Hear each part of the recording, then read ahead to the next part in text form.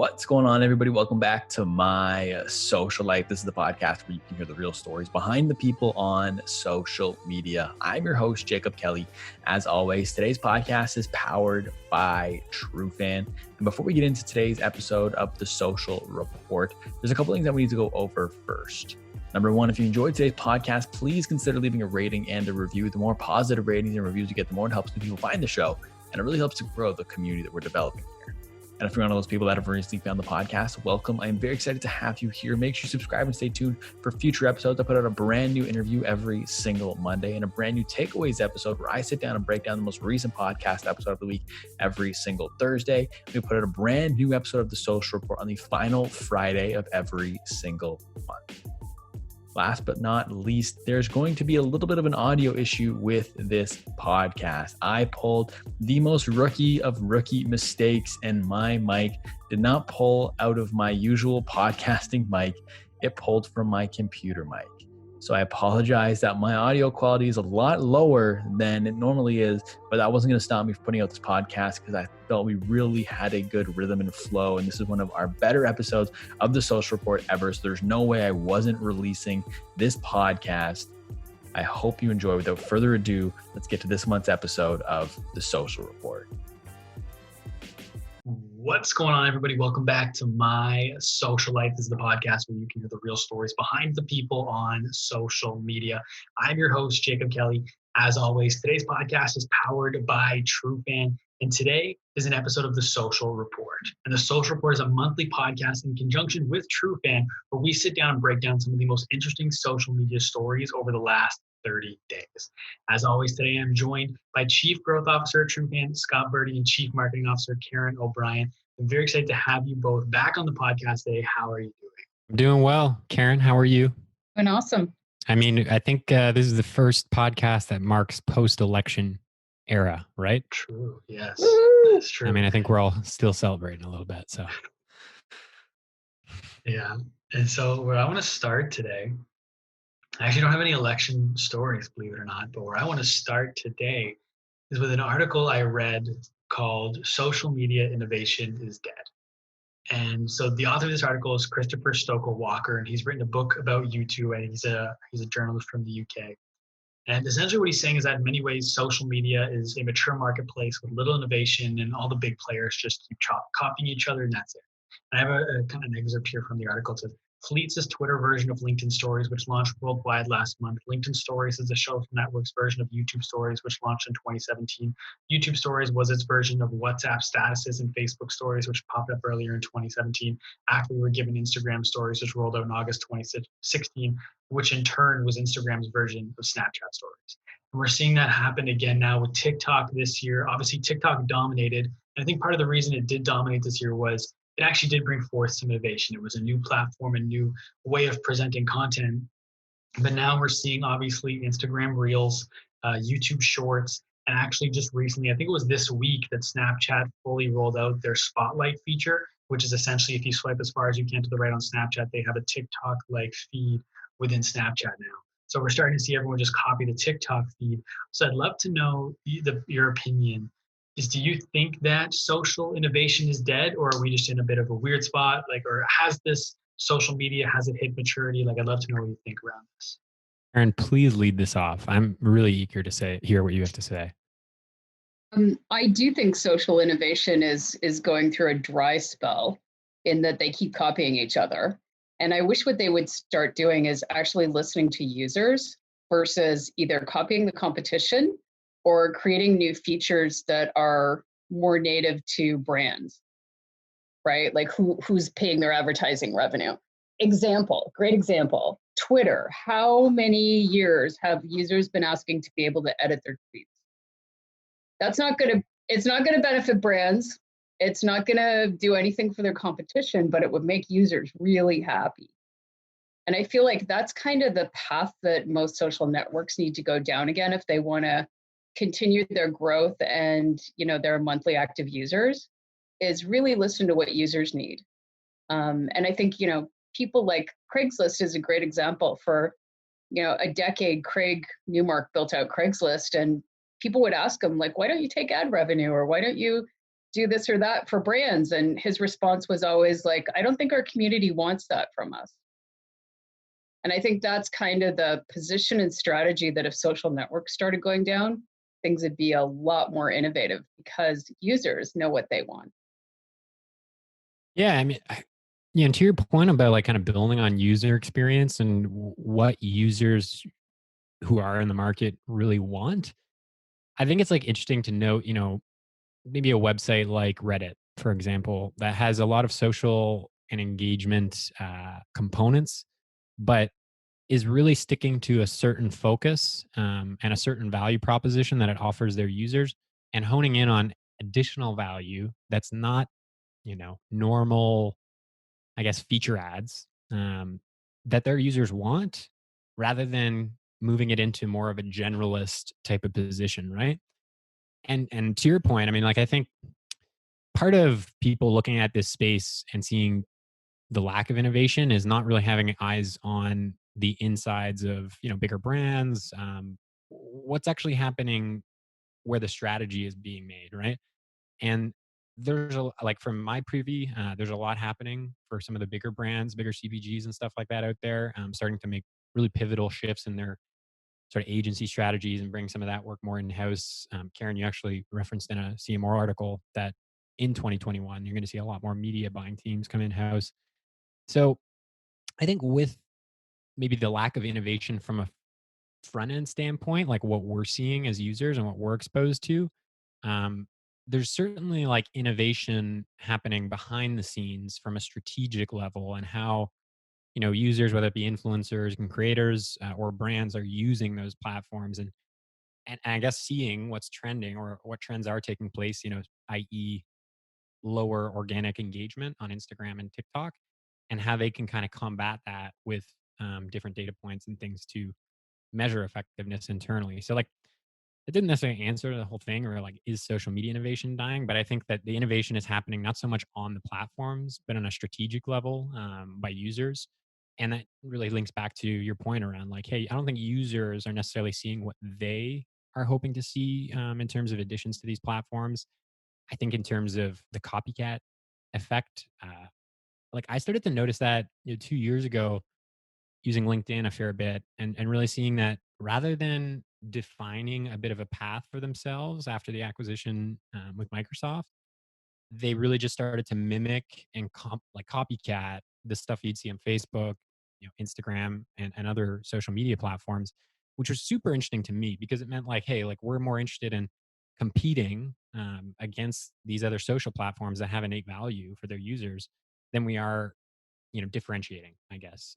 And I thought LinkedIn as a platform, for one example, had a really good opportunity to differentiate and kind of build with their own community of creators and such.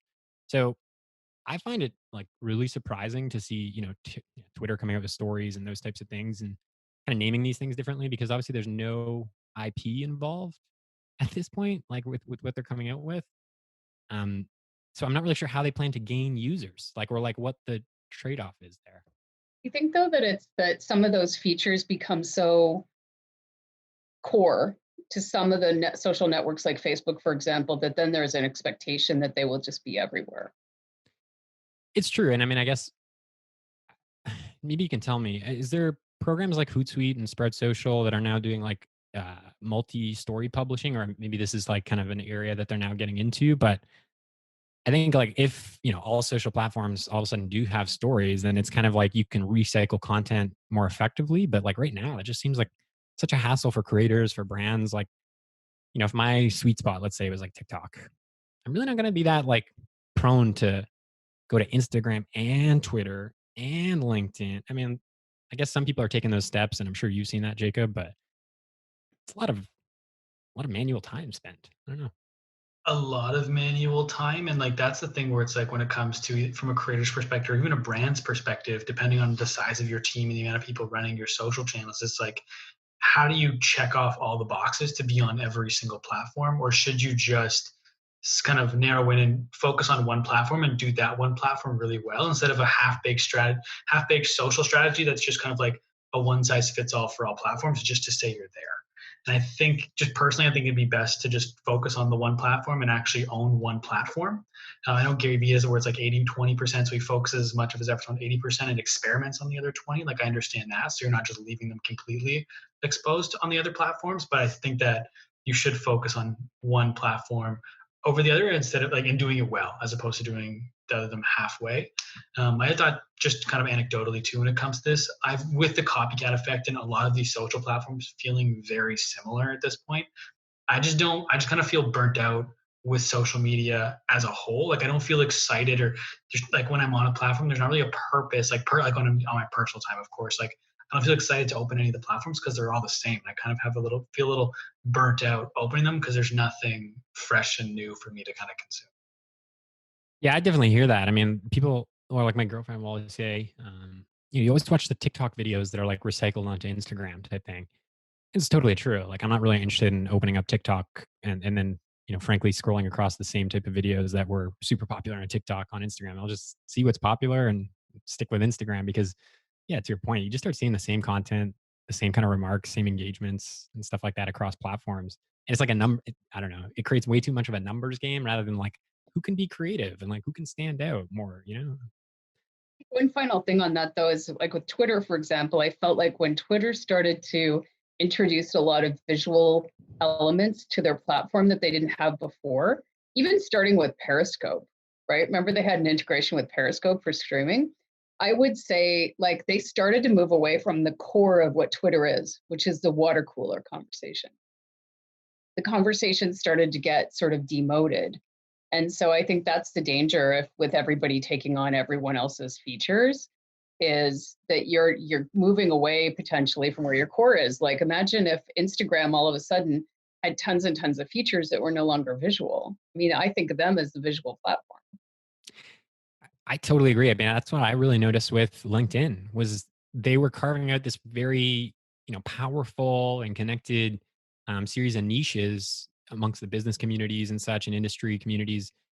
And all of a sudden by, opening these features up to a little bit more of a native social crowd, right? Like people who aren't necessarily interested in that community, but more interested in just building their own followers or following, whatever you start to move eyes away from what people are there to actually read because their algorithm starts to cater more towards, yeah, I guess like visual content or whatever you want to call it. That's, frankly, just crap. It's like stuff you've seen on Instagram like years ago. And then, oh, now it's like apparently LinkedIn's giving me great organic reach. I'll just post crap to earn Okay, so followers. we would be remiss here if we did not mention that the sort of UX rebrand that all social platforms seem to have all done at the same time, and they all sort of started looking the same. Did you They notice did. that? They did. Yeah. The wireframes and stuff. Yeah. And they all started looking like MySpace. Honestly, how did that happen that they all kind of rebranded at the same time? Like the similar cover photos and like positioning and stuff. Yeah. I don't know. There's some like weird social circle of excellence or something where those people are collaborating. I swear. I felt like it was a step back, honestly. I didn't think it was a good UX step forward. Maybe we're coming into an innovative era. Who knows? Maybe we're going back to MySpace. Maybe it'll come back. I mean, honestly, on this note, like that you're bringing up in terms of differentiation, there was one story that I was, just planning on kind of talking about. It's not so much an article or anything that I found, but maybe we'll just kind of lead into it. I think reverting back to TikTok, where this kind of, your point began around like, hey, differentiation, but then copycatting, those TikTok style videos. TikTok has really carved out a space for themselves right now. And like they're full steam ahead with one of the greatest marketing efforts, whether it's actually like tangible or not, that I can see. Because like you got people like Will Smith, and I mean, this is one that stands out over the past month to me. A lot of social media craze around the Fresh Prince of Bel Air reunion. But Will Smith on Instagram, where he's just like, a god, talking about making TikToks, like using TikToks like you would ketchup, for tomato sauce or something like that. And to me, like carving out a space where you're referring to a certain type of video now that we've just talked about is on every platform essentially, but they're referring to it as your brand, like as the platform. I want to know what you guys think about that. And like if, maybe as a result of the dying innovation, we really could see TikTok start to differentiate and really go down that path as to how they can add value to their specific users, because they seem pretty intent on like serving that community of creators. Well, I mean, just in terms of serving the community of creators, they have their creator fund for I believe is $1 billion that they have just specifically to reinvest into their community.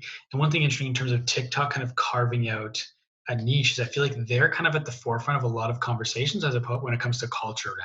So many things are starting on TikTok, and even so, just like kind of on that note too. Just again, this is a very small sample size, but a majority of our topics for this conversation. I know like Karen's got one coming up. I have another one coming up.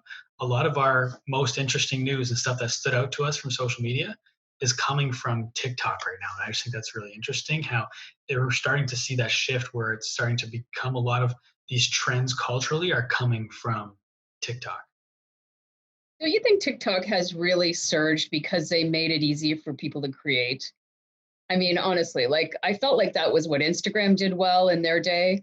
They made it easy for somebody to upload a photo and then basically, really amplify that and showcase it in a beautiful way. The filters, we didn't have filters before, right? Like there was a lot of things about the way Instagram allowed you to upload your photos and make them really beautiful and expressive.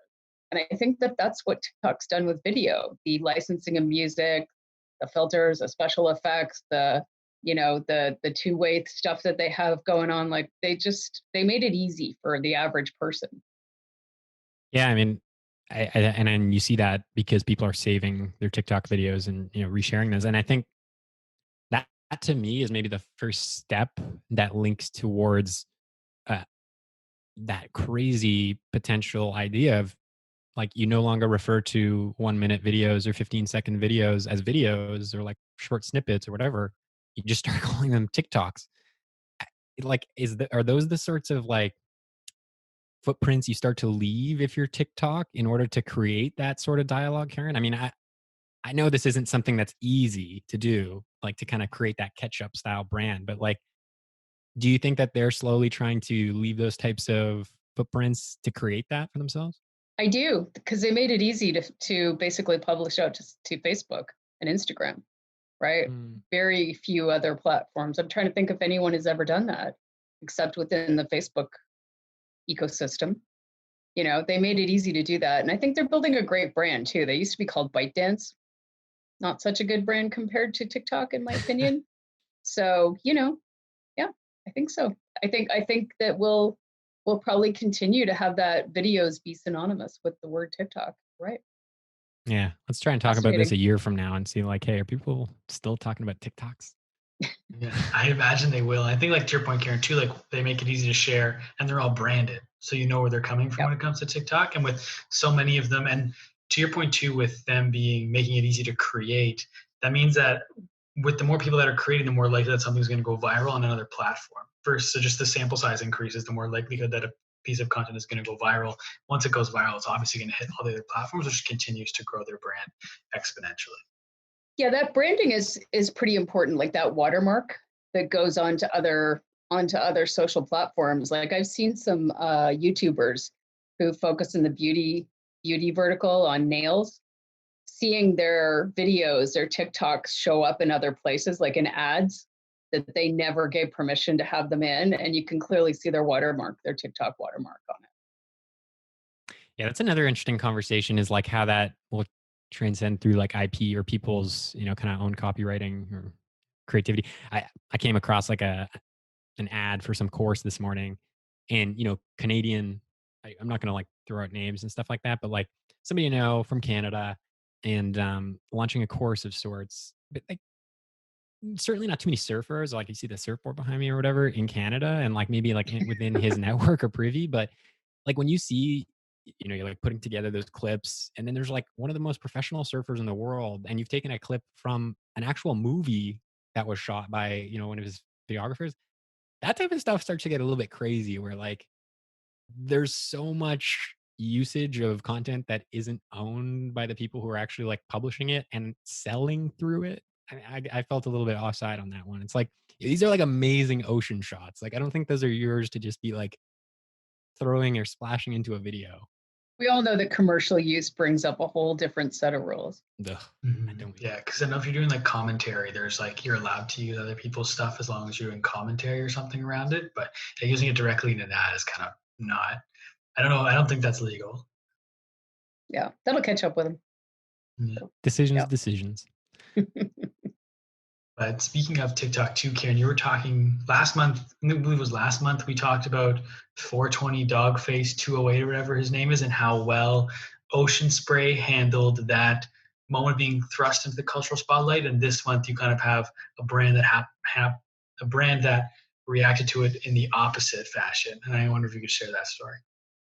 Yeah, I came across this story of an Ohio University student who was working for Sherwin-Williams part-time. And he was working there 3 years. And his name's Tony Pilicino. I hope I pronounced his name correctly. But if you want to go check him out on TikTok, he's Tonister Paints, Toneester Paints. He has 1.4 million followers, and he started basically doing TikToks at his work part-time while he was mixing paint for people. And they were getting tons and tons of views. And then he started just, randomly mixing things that people would ask him to mix together. And he would buy the paint himself with his employee discount. And he thought, wow, I'm really getting a lot of traction. I should reach out to Sherwin-Williams and let them know that they have a younger audience who is interested in this kind of content. And maybe we can do something. And so he put together a PowerPoint presentation and sent it in, no response. 3 months later, got a response back basically saying, like, we don't have any promotions going on, so we probably don't need to talk. And they just kept ignoring him. Now, the key here, in my opinion, is to get to the bottom line, which is they ended up firing him. As opposed to Ocean Spray or Walmart or tons of different brands that we could, point out have embraced their employee creators and really work with them for the brand. I mean, look at Cameron from Walmart, right? Like, I literally started going back into Walmart because I love Cameron's videos. And every time I walk into a Walmart, I hope that I will see somebody like Cameron maybe making a TikTok. And they fully embraced him and they loved that. And Ocean Spray, I mean, that was just phenomenal. They saw unprecedented PR and a rise in their sales to the point where they gave the guy a truck.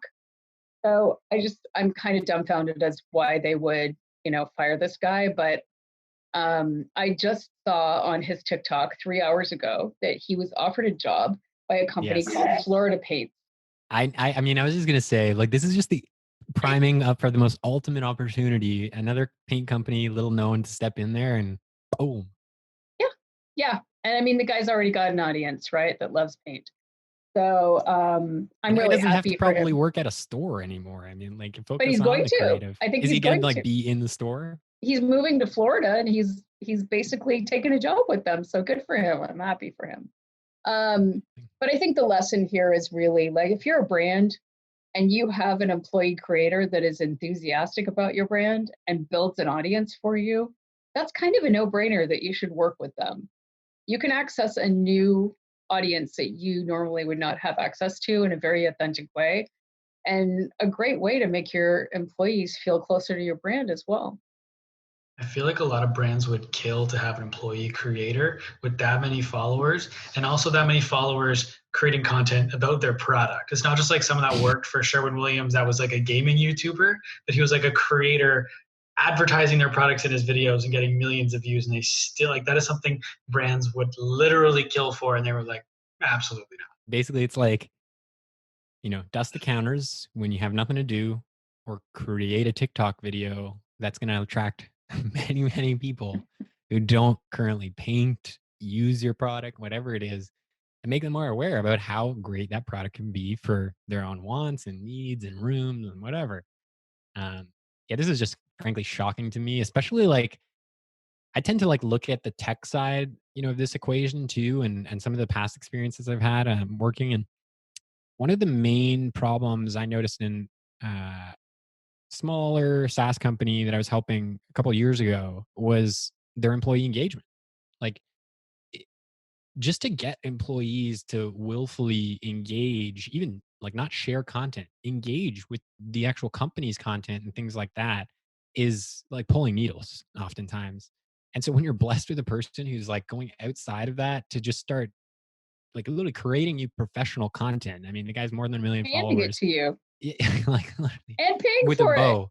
Yeah, and paying for that. That part really threw me off, where he was actually buying the paint with his employee discount. But like, I mean, not only is it a free channel, you're willing to fire them, lose out on that free media spend, Well, and I then have a theory about it. see him Yeah. go to a competitor, where they can now just roast Sherwin-Williams for the coming months. I mean, especially people are going to be talking about this incident on. I mean, I'm sure we're not the only podcast, and this has probably made some local news networks and stuff. Which is, I mean, it's just got to be devastating for that brand. Like, they deserve it. I have a theory about it. I'm going to write a blog post about it. But I think that corporate communications is where social goes to die, honestly. Like, I think that is part of the issue, is the organization in this company of where social was sitting, because they were reaching out to him, looking for him to do, what was he doing wrong? They were looking for, like, did you pay for the paint? When were you doing it? Were people working with you at the time? Were you on working hours? None of it was around, hey, how are customers, Responding to engaging this, with, like, it's just, I think that is part of the problem, is that in general, corporate communications does not usually tend to be an empowering place for social. I'm wondering if there's any office politics involved. I'm just searching up how many followers do they have on their other social channels, and is this one like retail employee getting better results than their whole marketing department is collectively? And office politics We played could actually tell that from our tool, but we probably won't waste our time going there. Yeah, he's got Sherwin-Williams has 289,000 followers on Instagram, so he about 5x their following on TikTok by himself. So again, but that just goes back to the power of TikTok, right? And you don't need fancy gear, you don't need a team. You can have one guy mixing paint and explode. But it didn't have the polished corporate communications message that some companies are looking to have, which I would guess was the issue. I never would have thought, that like there could be like a Black Friday or Cyber Monday sort of special, like that drives tons and tons of paint sales. But the way this thing is lining up, if this guy is in Florida by this weekend, I mean, I'm sure that he could drive likely more than a year's salary for what they were paying him at Sherwin-Williams in sales, and probably close to a week. Well, Like, I mean, I would just have to guess. I'd invite him to come onto the podcast and talk about his story. I'd love to hear what he's doing in Florida, and so we'll see if he responds. Yeah. That'd be awesome. I mean, like, they could even just leverage him, like showing you how to mix paints at home and just create fun colors on your own. Like, that would just drive people trying to experiment with paint. Like, you could have people buying it beyond just when they need to paint their homes. Like, you're creating another way to use their product, and they didn't take advantage of that. And that's where you can even take that engagement to another level, right? Like, not a TikTok expert, but I've seen like how people create reply videos or whatever. Like, they'll kind of post a comment or whatever, and people are really into the comment section, it seems, on TikTok as well. Like, it's like, oh, I see something I like, I gotta check the comments. Like, it's better than Instagram, so to speak. But like, at that point, you have the opportunity to not just engage with the audience, but start to pick out specific customer questions, specific creative interests on behalf of your customer in the industry, like, and hone in on tailoring more of the customer experience through literally replying and engaging with those. Like, anyways, so I guess we could go on brands, and on. Yeah, brands, if you have an employee creator on TikTok that wants to create content for you, I would highly advise that we would all highly advise that you work with them. Or maybe proactively just go out and create some TikTok guidelines or something. Like, I don't know. I'm not a fan of like guidelines, so to speak. Well, I like guidelines. I don't like policies, because I think policies tend to be, disempowering versus empowering. And to your point, Karen, like, if you look at, in fact, it's in one of the articles I was going to talk about next. There's a couple of emails that I was reading up on this week from Nick Sharma, who's, DTC and CPG god. Love Nick Sharma. Yep. Podcast and this, podcast alumni as well. I know we've had him on here, and he mentions a number of things that relates to how people are using influencers, and also just kind of talking about Black Friday, Cyber Monday, And I thought about, those two subjects. Be good to talk about, like, how do we think influencers going to be used in a big way leading up to Black Friday and on Cyber Monday, et cetera. But I think on that point of how he has seen in his experiences throughout influencers that strategy work the best, it's non-guideline. It's, kind of like creating the value proposition ultimately, I think is how he explains it, and allowing them to do everything that it is they do well, which is the creation, the editing, the distribution of it. Like, you can obviously come to some forms of agreement on that, but why not let the people who know their audience and who know how to build it run with the type of content that they expect to work? So that's an interesting point to bring up, I think. Yeah. Well, because they're bringing their audience, right, to the table. I think that's the key. So there's an expectation that they're going to continue to be themselves even when they're promoting your product. Yeah. But I would say I absolutely love what Nick did, which was, didn't he send like over 100 bottles of hint water to this one influencer? Like, he kind of got her attention pretty quickly. Yeah. And wasn't she a La Croix drinker? Yeah, Sarah Dici. I mean, that's OG right there. It is. I mean, like, he is, I would have to say, like an OG in that space, but kind of like you, Karen. It says she was also a La Croix drinker. So I personally enjoyed her calling out La Croix for never being supportive of creators, whereas we were. Yep. It's like something that could happen to Sherwin-Williams soon. Could actually happen. Yep. But with that specific influencer, I've heard him tell that story before, and what they ended up doing now is really smart. So he gave her like the creative freedom to create the video she wanted. But what they did then was they took that content and they ran it as an ad from her account to her followers. So of course it's clearly an ad and everything, but it looks relatively organic in the feed, and it looks like the content they're used to seeing. So it's a more engaging ad coming from someone they're used to seeing in their feed. And I just thought that was absolutely brilliant to make it part of their deal where their ads are running from her account and not his. I've seen some dating apps do that really well. Actually, like a more alignment, obviously, with like not coming from a brand and actually seeing it through somebody's like life and what they're sharing. But yeah, to your point, they did a lot of things that were like interesting too with the content. I know that he speaks about how two influencers they worked with on YouTube. They also tried to drive direct traffic. They didn't see the type of return that they may have expected. And so they repurposed the video from one of them into an editorial piece. And that actually ended up driving more traffic. So, even like thinking about your distribution channels, and if the first option doesn't always work, it's not like it's been a failure. You got to kind of think deeper around, like, who are we trying to reach and where can we reach them most effectively to kind of create that emotion, right, that we're looking for, I think, as a brand. Yeah. Yeah. I think that distribution strategy piece for social, particularly with influencers, I think hasn't been given enough traction by marketers. I've had, influencer videos that I put out in social that did okay, but originally shot them in Super HD and then had regions ask, hey, could we put this in TV? Is it like, high enough def that we could put it in TV? And we have. I've done that before, and it actually worked much better than some of the social videos did. Which probably becomes like a low cost TV ad, right? I mean, super low cost. So, and very authentic. So yeah, I think that's a whole other unexplored area of influencer marketing that hasn't really been anticipated and explored yet.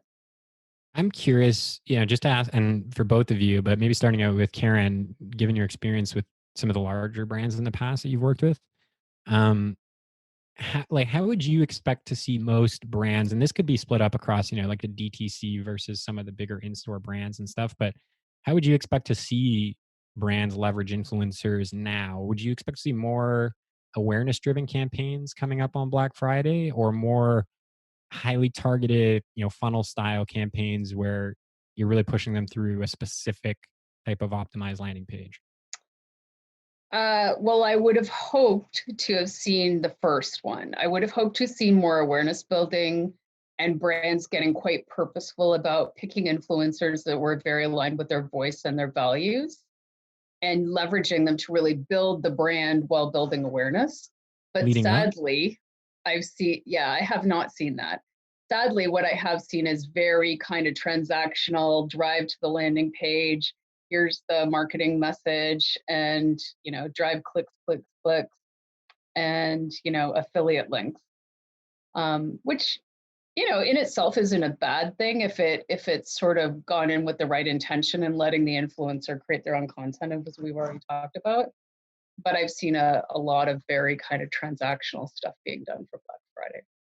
You think that's still kind of a residual effect of people cutting budgets as a result of the coronavirus and them not wanting to pay for awareness? They just need to see the return on investment. I think they're very performance driven right now, and I get that. But I'm also just, as a part of that, I don't see the holiday ads that I usually see right now. I think the whole kind of seasonal, layout of holiday, it just isn't happening this year the way I would have normally seen it. I've noticed that too, actually. I've not seen I've had to go looking almost any holiday ads. Yeah, I've had to go looking for ads and looking for deals versus them usually coming to me. Well, yeah, I mean, like, you're about to celebrate Thanksgiving this week, but I feel like, generally speaking, for Canadians, like, once Halloween's done, it's almost like a week, maybe, and you really start to see those come around full-fledged, because it's like buying period, you're not gonna wait until like the 10th of December. That's a really good point. I never really thought about, like, I don't think I've seen one Christmas ad. I've seen one from Burberry. That's it. And we're literally 1 month and a day away. We're on the 24th of November. We're a month away from Christmas. Yeah. That's insane. Yeah, because now that you say that, I haven't seen anything. Demographically, we're spread out, so it's not like we're all in the same demographic. Same bubble or something. Yeah. True. Yeah. So up your game. Christmas advertisers. Jeez. I know. I literally have had to go into Facebook ads library to check out ads that are coming in, and I got a little trick on how to do that I'm going to show everybody. So more about that later. But yeah, it's sad when you have to go look for ads. It's sad. Man. Oh, that's crazy. But we'll move over to the next story now, I think, and bring it back to TikTok with this next story that I have here. And it's with Charli D'Amelio passing 100 million followers on TikTok. The first creator on TikTok to ever do so. She joined the platform in either late May, early June of 2019 when she created her first TikTok. She hit 1 million by, when did I have it written down here somewhere? I believe she hit 1 million about a year ago. No, 6 million about a year ago was where she was at. And now she just passed 100 million followers on TikTok on Sunday. She's the fastest person, period, on any social platform to hit 100 million. Like, for context, it took 14 years for someone to hit 100 million on YouTube. And she did it in less than 18 months, or about 18 months. I don't know the math on that, which is insane considering she's also 16 years old. And I know there's like some people who are skeptical of TikTok, and what like a view on TikTok doesn't equate to the same thing as a view on YouTube, but she has legitimate movement power with her following. I have some stats here. She has 8.4 million subscribers on YouTube and 201 million views since November of last year, 33.6 million followers on Instagram, 4.8 million followers on Twitter with a ridiculously engaged audience. Her tweets average somewhere between 40 to 100,000 likes per, not just engages, likes, that's not retweets, that's not expands of the tweet, per post.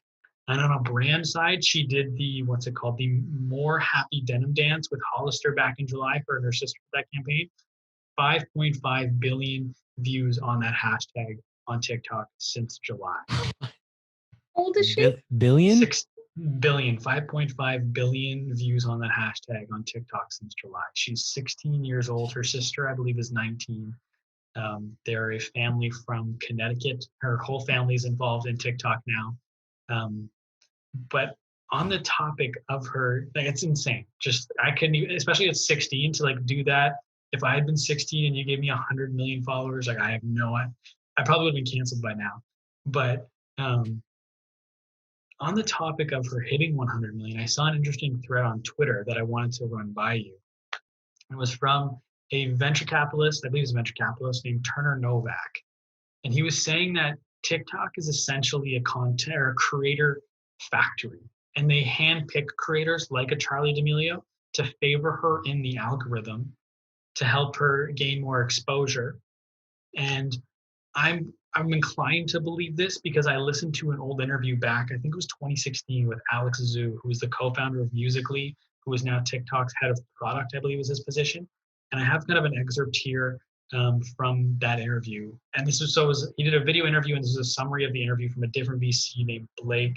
I'm blanking on his last name. But he says, so basically how they viewed TikTok, or I think I've talked on this before on these social posts before, but it was that they viewed Musically at the time like the Americas, when the kind of global expansion was happening in like the 1800s, when people were coming from Europe to the Americas, and Europe was established. You had your social hierarchy, and the Americas were trying to attract people and sell them on the quote unquote the American dream, that you can leave Europe as a lower member of the social class, come to the Americas and rocket up the social hierarchy.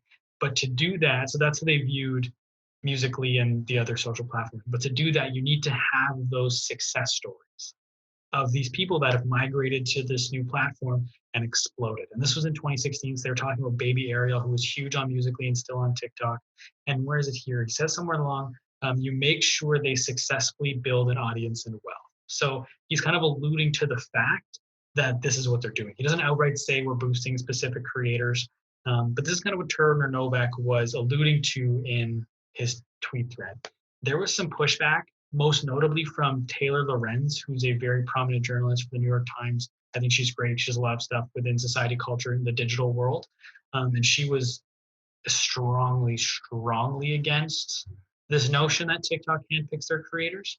But I'm curious to know what do you guys think? Is this something you think that TikTok would do? I saw someone else say how in Asia and Asian culture, this is something they've done from a traditional celebrity perspective, with like a lot of the K-pop bands were kind of handpicked people. They're able to manufacture celebrities. And so the idea of ByteDance doing this, which I believe they're located in China, is not a stretch. So Turner Novak was saying this is something they do. Taylor Lorenz, who's very deeply entrenched in that community, saying that this is absolutely not something that they do. But I'm curious to know what you think. And even as they do that, it doesn't, it takes away from what Charlie D'Amelio has accomplished. Even if they gave her a little bit of an extra push within their algorithm, like I said, she has tremendous movement power. But I'd love to know what you guys think about that. I mean, it is not unheard of in the music industry to create, leading boy bands, celebrities. It's not unheard of in the fashion industry to put a ton of money into branding a designer and then having them go to from complete obscurity to being everywhere. Same thing with streetwear brands. So I wouldn't see why not.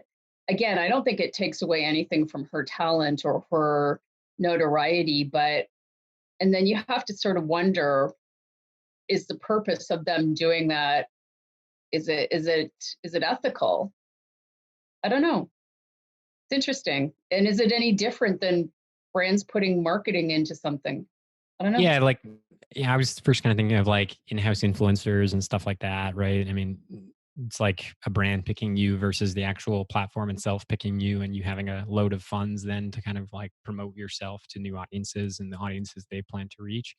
But then, my mind kind of even jumps to like LinkedIn and platforms like that required for a certain period of time, like more or less injections of certain bits of culture into relative communities that, maybe are untapped or unengaged. And like, there's people, I mean, I know for a fact, like if anybody was a LinkedIn editor or campus editor and stuff like that, that you just got favored in the algorithm. And it's a great opportunity for those people. Like if you're trying to put yourself out there more, and I guess kind of, starting at the root here, she still had to put herself out there. Like TikTok didn't come tap her on the shoulder on the street one day in New York or something, in Connecticut, and say, hey, like we're looking for people to just kind of, spark in our algorithm.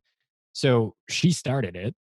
And whether or not she got selected by, whoever this group or person is at TikTok that selects their popular creators, I mean, it makes a ton of sense to me, because if you're TikTok and you're like, how are we also supposed to create value for creators? Like looking at your user acquisition strategy and stuff like that.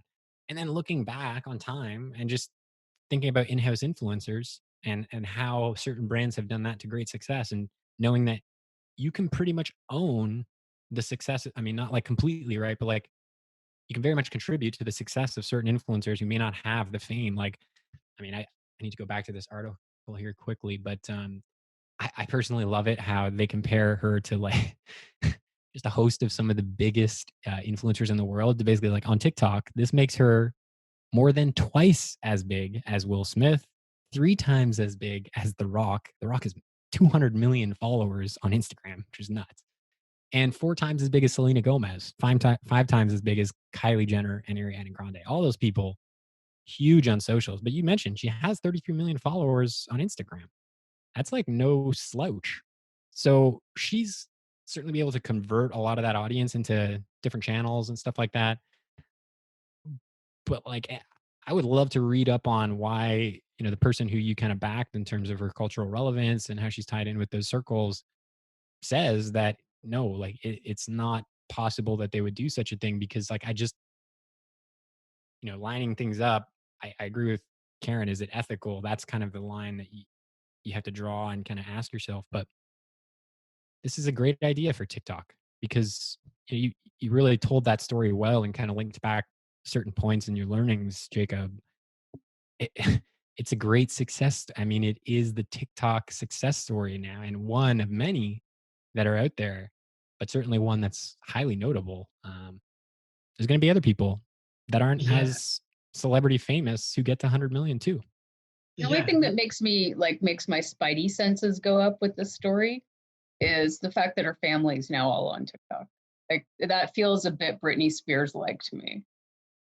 You have a choice. I mean, like you do, obviously, but like, do you really have a choice at that point? Like, it, they're probably having people throw money at them, right? So you kind of like, if you're the mom or a dad or whoever it is, it's not the first time I've seen older people on TikTok or like their daughters or their sons and stuff like helping a grandfather or somebody make like a famous TikTok account. So like Yeah. leverage that because like the creative bounds in which then you have, are exponential compared to like what you can do with yourself or just with your sister. Hopefully they're being supportive. yeah. I don't think they ended. I think like she went out once she started to gain notoriety and she like filmed videos with her family. That's when they all started to make accounts.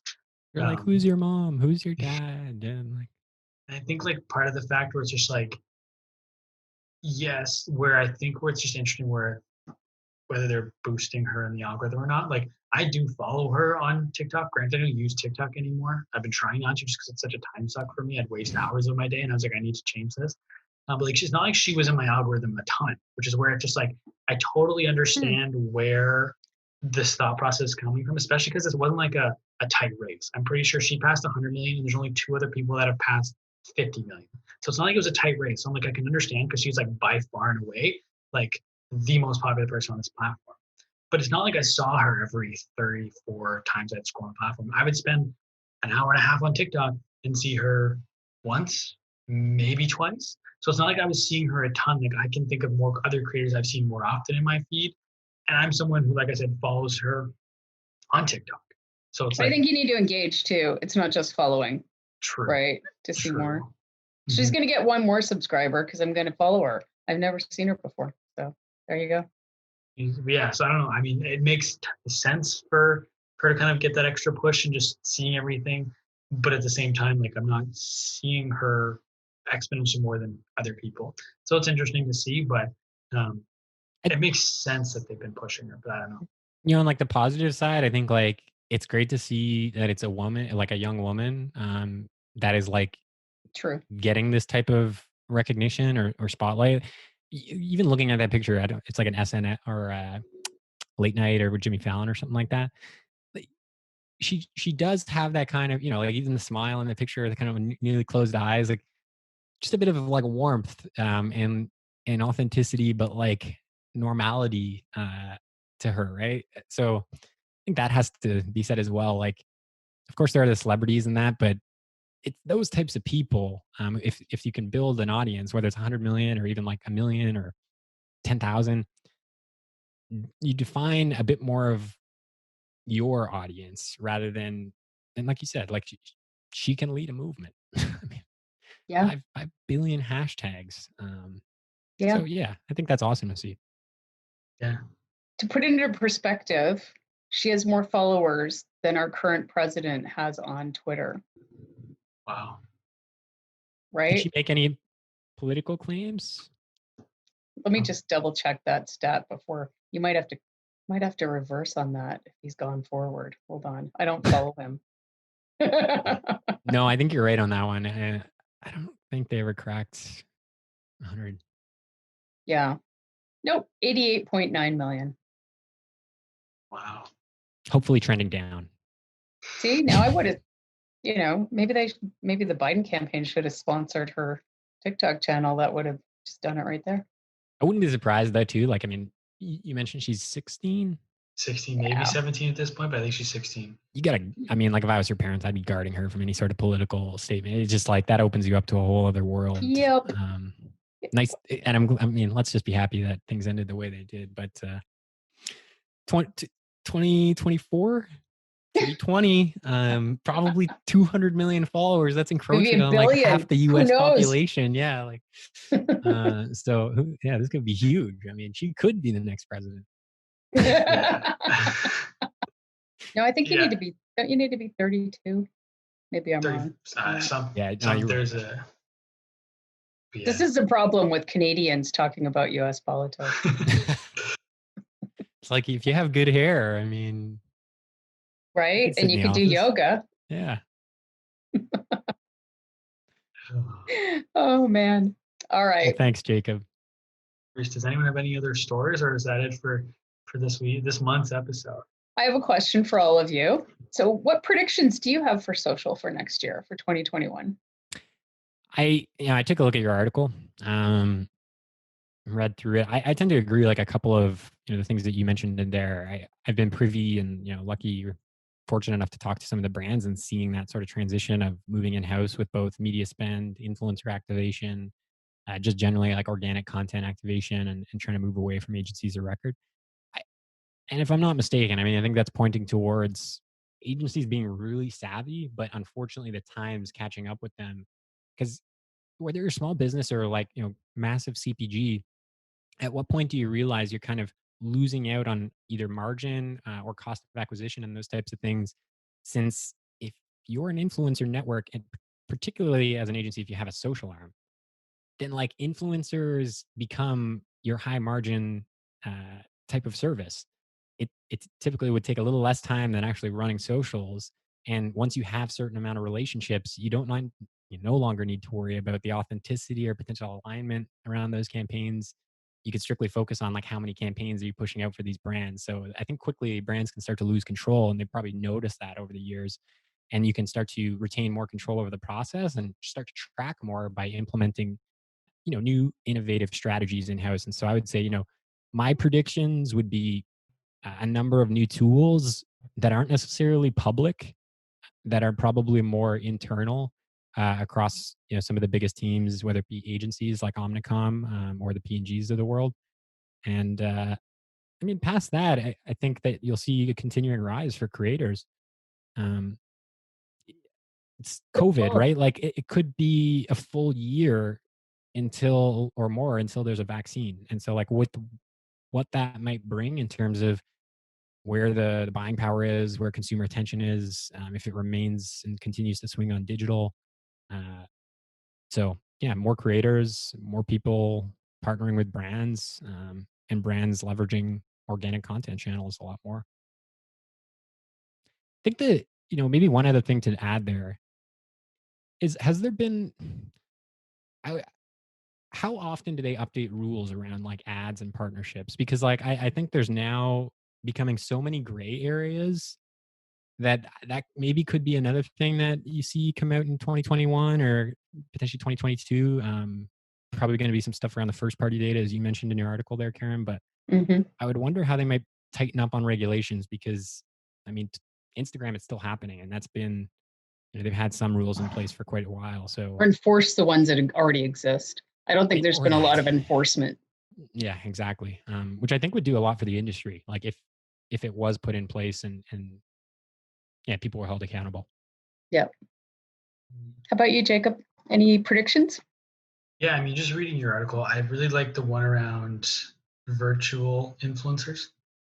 that's something that like I've talked, like the podcast that's out this week is with Eric DeHaan, who's the co-founder of Open Influence, an influencer agency, and him and I talked about virtual influencers a little bit. It's a topic that's come up on these the social report episodes a couple times, and I just think the ability you can control a virtual influencer is just going to be appealing to brands. No controversies, they're never going to burn out. All these different, they can be anywhere at any point in time in the snap of fingers. They could be in Canada today, Dubai tomorrow, back in Los Angeles the next day, because you don't have to physically be anywhere to create with these influencers. I think that's going to be something we're going to see. I think authentic content is going to be something we're going to see more of. And by authentic content, I mean like when COVID hit, we saw brands scrambling to put out content because they all couldn't be in the same spot physically. So producing content from a big brand on a Zoom call became acceptable. And I think we're just going to see that. And that's another thing TikTok has done well, is it's very much raw, real content. Like it's not as highly produced. That type of content doesn't perform as well. So as consumers, we're starting to become more and more comfortable consuming not high quality content. I think that's something we're going to see more of in 2021. And then I think this might even be beyond 2021.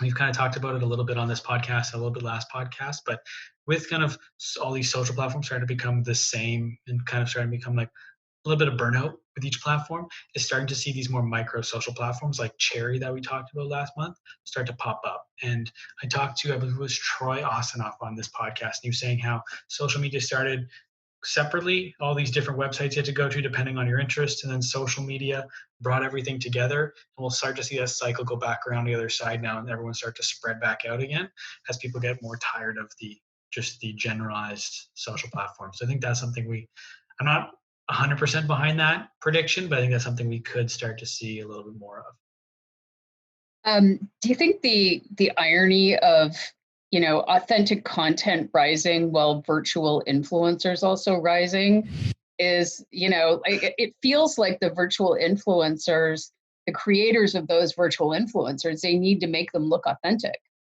So in a way, they're kind of trying to rough them up a bit, right? Like make them seem more real. I Emotional wonder, and things like that type thing. yeah, not too polished so that they feel real. So I'm wondering if will we see a virtual TikTok creator? Wouldn't be surprised. I'm sure, like Lil Michaela, who we've talked about, 2.8 million or whatever, she has like her own music videos. So her doing like video content is definitely not out of the realm of possibility. Just one other thing, I think, in the spirit of us talking about sort of sameness with all of the social platforms, I put something in the Slack to the Trufan folks, but the new product experimentation group at Facebook dropped a new little social platform experiment, and anyone can sign up for it. It's egg.gg, and it's basically a way to create almost Zine-like freeform pages. So if anyone wants to check that out, could be something cool if you're looking for something different. Yeah, tool to unlock some creativity. I think it may be only US you're right. availability right now, though. Yeah, you're right. Because I was like eager. I saw know. that and I was like, oh, I want to try it. And a couple of attempts, and then I finally saw the US only. Like, oh, you would. There's ways to get around that. VPN. Maybe. Well, thank you so much, Jacob. Thanks, guys. Yeah. Thanks, Scott. Thanks to both of you. Do you guys want to give a quick plug to where people can find you?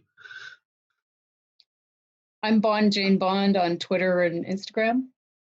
And you can find me by spelling my first and last name, Scott Bertie, on pretty much any social platform. Awesome. Well, I want to thank you both for taking the time out of your day to be on today's podcast. I want to thank everybody for listening, whether you've listened the entire way through or you only listen to bits and pieces. I really appreciate you taking time to check this out. Everyone, do me a big favor. Go and follow Scott and Karen on social media. Make sure everything's linked in the show notes and down below so you can find them, along with links to all of the stories that we talked about today. If you'd like to follow me, you can find me on Twitter and Instagram at @theJacobKelly. Feel free to come and say hello. My DMs are always open. If you'd like to follow the podcast, you can find us on Instagram at My Social Life Podcast or YouTube by searching My Social Life. As always, today's podcast is powered by Trufan. Thank you once again for listening, everybody. We'll talk soon.